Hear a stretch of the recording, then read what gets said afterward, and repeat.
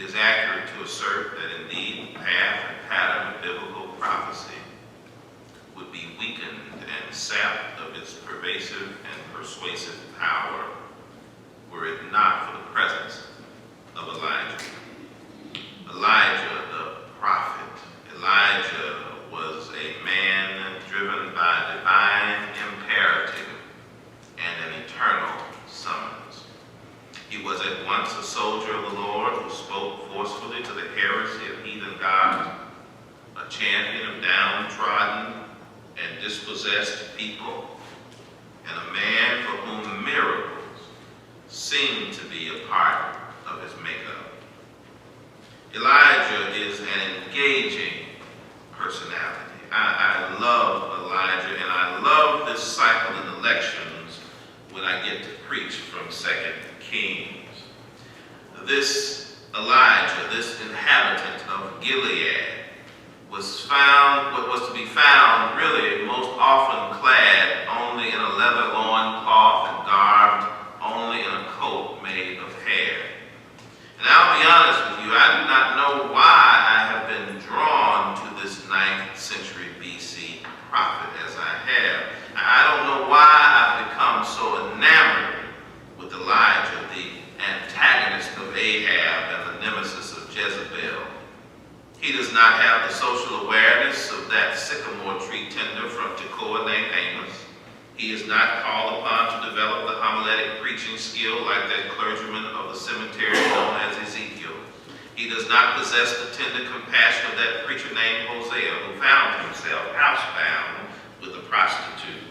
He does not have any pathos in his preaching, nor is there a tear in his testimony like unto the weeping prophet Jeremiah.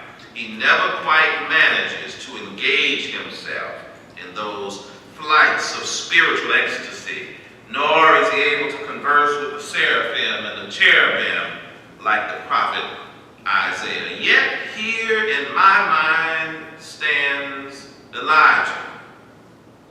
Even this holy writing we call the Bible has no book which bears his name. There is not one line which comes from his pen. And yet it is Elijah who is known as the chief of the prophets. Not Amos, not Ezekiel, not Hosea, nor any of the rest. Elijah is the chief of the prophets. And that's why I'm driven to ask today, beloved, the question, whatever happened to Elijah? In a sense, Elijah is representative of the crisis we face in the matter of biblical understanding. How many persons there are in God's Word about whom we know part of the story, but we don't know the whole story. We read the Bible as a means of finding a word for which meets the moment. But if we are really honest, we rarely bother to read on to see what the end is. We don't really know what happened to Nicodemus. All we know is Jesus told him you must be born again. We don't know what happened to John the Revelator. All we know is that in the spirit he was on the Lord's day. We don't really know whatever became of Joshua. All we know is he fought the battle of Jericho and the walls came tumbling down. And I guess it's because I don't think that one ought to let Elijah skip and slip into some anonymous cavern of the subconscious. I don't think we ought to permit the chief of the prophets to be condemned to some canyon of spiritual non-being. It is because every subject ought to have some sense of closure that I wanted to raise the question, whatever happened to Elijah? Whether you know it or not, beloved, Elijah was somebody. You do recall, of course, that Jesus inquired of his disciples one day saying, "Who do folks say that I am?" And the response came that some say you are Elijah. Your behavior has some striking similarities to a man we knew as Elijah. You have a way of raising some questions and speaking to some issues like a man we once knew as Elijah. You have a way of dealing with godless governments in a manner that we haven't seen since Elijah left here. And that's why, because the disciples were able to make a cross-reference from Jesus to Elijah and Elijah to Jesus, that's why I wanted to ask, whatever happened to Elijah? As we continue in this second sermon on a series from 2 Kings, specifically talking about the life of Elijah, I challenge you to go back and read the entire book. But follow, if you please, the drama of the days of Elijah. It is in the unfolding of the book of Kings that suddenly there stands Elijah with the word from the Lord. By now you know Elijah. By now you've seen Elijah standing before the people on Mount Carmel asking, why are you limping between two opinions? If God be God, serve him. But if Baal be God, serve him. You've seen Elijah. You've seen him rebuild an altar and with 12 stones, one for each of the tribes of Israel, and pour water on the altar and then pray down fire from heaven. By now you've seen Elijah down by the brook at Cherith, where God sent the ravens to feed him day and night. I see him now when heaven dispatched the first Meals on Wheels program. But I also see him when his brook dried up. By now you've seen Elijah down in the village of Zarephath with the widow woman and her son. You've seen her empty barrel and her diminishing oil. By now the oil flows every day because of Elijah's prayer, and her barrel will not run dry. By now you've seen Elijah talking about that garden that Jezebel swindled and murdered for to take away from Naboth. You hear Elijah saying, Ahab, you've got your garden, but you're not going to grow any flowers there. You've got a deed, Ahab, but the deed has blood on it. And Ahab, the dogs are going to lick up your blood in the same spot where they licked up Naboth's blood, and the dogs are going to eat Jezebel by the wall of Jezreel. I love the book of Kings. I love the story of Elijah. By now you've seen Elijah when one day the widow of Zarephath's son died. Elijah took him to his upstairs apartment, laid him out on his bed, and then stretched out his body over the dead boy's body. The book says he prayed over the boy's body because, beloved, the truth is, prayer can still change things. I don't know what Elijah prayed that day, but I imagine he probably prayed something to the effect of, Father, I stretch my hand to thee. No other help I know. By now you've seen Elijah. You've seen Elijah hiding under the brush tree or the juniper tree, saying, it's enough now, O Lord. Take away my life, for I am not better than my father. You heard Elijah say, enough is enough. But you also saw Elijah leave the wilderness for the mountain, because God was not through with him yet. By now you've seen the dramatic stages of the life of Elijah. You've seen him in his ups, and you've seen him in his downs. You've seen him in his elation and his depression, his victory and his defeat. And by now, you ought to be curious. You ought to be interested. You ought to be anxious to discover what happened to Elijah. And so I want to share with you those things that happened to Elijah. But in order for those events to really have meaning, one must find first understanding be gained from Elijah's life. And perhaps, just perhaps, if we can discover the meaning of events in Elijah's life, there may be a clue to the meaning of events in our own lives. In the first instance, there is a lesson to be learned when Ahab greets Elijah when he calls him the troubler of Israel. Elijah, you're a troublemaker. You're upsetting the nation. You're disturbing my domain. Elijah, you're the troublemaker of Israel. Some of y'all are troublemakers out there. You understand what I'm talking about. The lesson is that for a child of God, names can't hurt you. If you try to serve the Lord, somebody's going to call you everything but a child of God. But I learned a long time ago in Miss Porter's kindergarten class that sticks and stones may break my bones, but words can never hurt me. Additionally, the life of Elijah instructs us that just at the time when you think it's all over, there's something else to be done. When the time comes in your life when you think you won the victory, there's another mountain to climb. There's another river to cross. There's another assignment to be completed. There's another enemy to face. There's another burden to bear. There's another cross that you're going to have to carry. And another heartache that you got to hold. Another night to struggle through.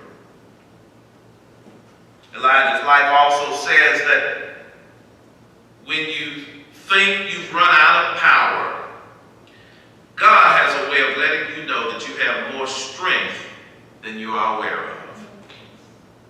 You got some resources you can rely on. The scripture tells us that greater is he that is in us than he that is in the world. The scriptures tell us he gives power to the faint, and to them that have no might he increases strength. And they that wait on the Lord shall renew their strength. They shall mount up with wings as eagles. They shall run and not get weary. They shall walk and not faint. Well, I guess I ought to tell you that Elijah's life instructs us. It instructs us that when your well runs dry, God is still in charge of the water department. No matter how dark your days, no matter how dismal your night, no matter how bleak your future may seem to be, God is still passing out blessings.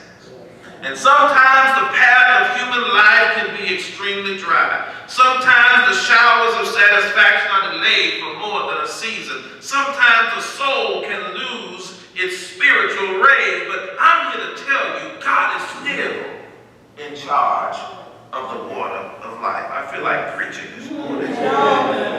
David said the water of his life had run dry.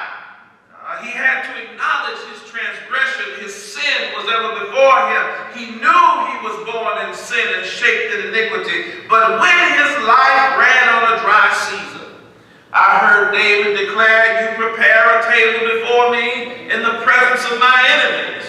You anoint my head with oil, and my cup runneth over." Didn't David say, "I once was young and now I'm old, but no matter how dried up my well got, no matter how many days my brook was dry, I've never seen the righteous forsaken, nor his seed begging bread." But I still want to know what happened to Elijah. Oh, beloved, I hope you don't mind this little exercise on Elijah. This weekend I thought it was important because whatever happened in his life may well happen in my life and in your life. Oh, I may not be facing 450 prophets of Baal, but I will have some opposition in my life. I may not be situated by the brook at Cherith, but I will see a time when my well will run dry. I may never be physically hungry, but I may be victim to spiritual malnutrition and need to be fed by the ravens of hope. I may never own a garden adjacent to the king's palace, but somebody may try to take the flowers from my life and keep me from enjoying the fruits of domestic tranquility. I may never have to raise anybody from the dead, but I know that death is my destiny. It is appointed that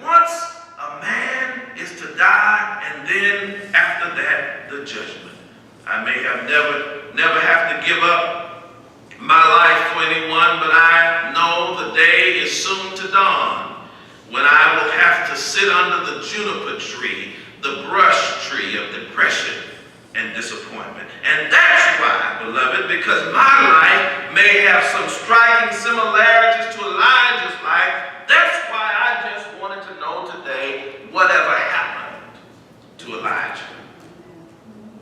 Well, the book says that Elijah gave his mantle to his successor named Elisha. Not only did he give his mantle, but it says that he gave him a double portion of his spirit. Oh, and I'm here to tell you, my friends, that on this Christian journey, you're going to need a double portion. I don't know about you, but I need a double portion of God's love. I need a double portion of God's grace. I need a double portion of God's mercy and redemption and salvation. I need a double portion. And not only did Elijah give his mantle to Elisha, but you better be careful, I think, of how you read what happened to Elijah next. When you read that lesson from 2 Kings today, most often, I was taught that Elijah went to heaven in a chariot. And I want to go to heaven in a chariot too. I want to say right here and right now, I want to say, swing low, sweet chariot coming for to carry me home. But that's not what the book says. The book says, and Elijah went up by a whirlwind into heaven.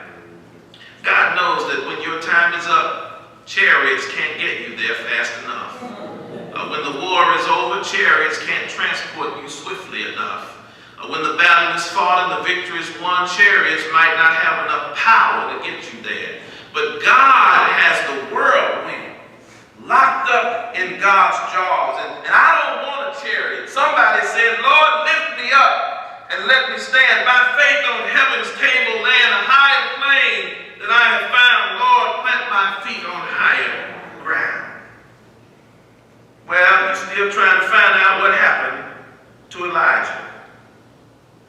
I'll tell you what the cynic says. The cynic says that the thing that happened to Elijah is the same thing that happens to all people. He died. But if that's what you think, you just don't know the Bible. The Bible does not say that Elijah ever died. The Lord just took him.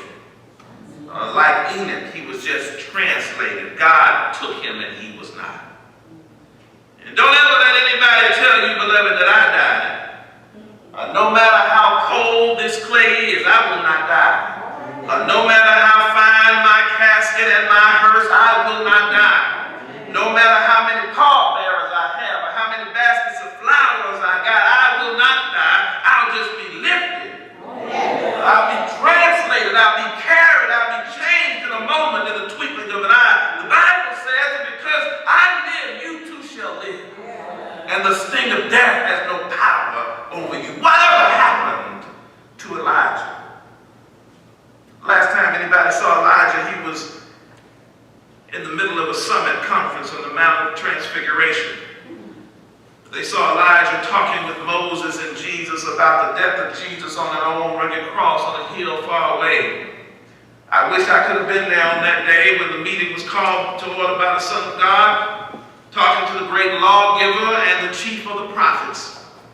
If I had been there that day, I would have had to say with Peter, Lord, it is good for us to be right here. Well, I thought you ought to know that there's a tradition that Elijah is still alive physically and that he's still walking and working on the earth. The Jews believe that one day Elijah will reappear and that he will be the usher who will bring the Messiah for the final redemption of mankind. Every time the Jews circumcise a child, they place a chair in the ceremony in the hope that Elijah will protect the child. The Jews believe that when they celebrate the Passover, they need to pour a cup of wine for Elijah. In other words, the Jews are still waiting on Elijah. But I tell you today, beloved, I'm not waiting on Elijah. And I don't have to wait for Elijah to bring Jesus on in. I'm waiting today, but I'm waiting on Jesus.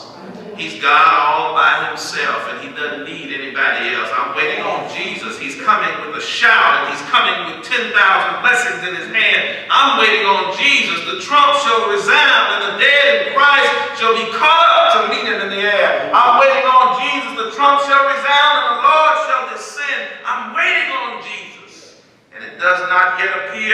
we shall be, but we know we shall be like him, for we shall see him as he is.